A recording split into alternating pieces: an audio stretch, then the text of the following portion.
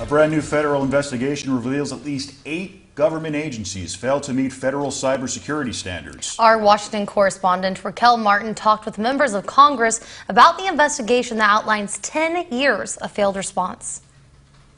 Right now, millions of Americans' personal information stands at risk, not by private companies, but by the federal government.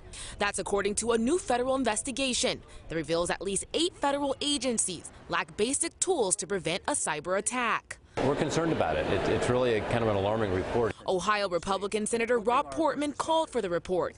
It reveals agencies including the Department of Education, Transportation, Housing and Urban Development, and even the State Department aren't meeting federal cybersecurity standards. It's time for us to require these agencies to put a higher priority on protecting our personal information. In 2015, foreign hackers stole the data of roughly 22 million Americans from a federal agency.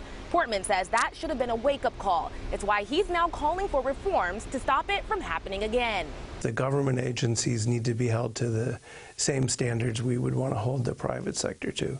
James Lewis, a cybersecurity expert at the Center for Strategic and International Studies, agrees with Portman's reforms, but says if Congress wants improvement, they'll need to put their money where their mouth is. Every year, cybersecurity in the federal government gets a little better.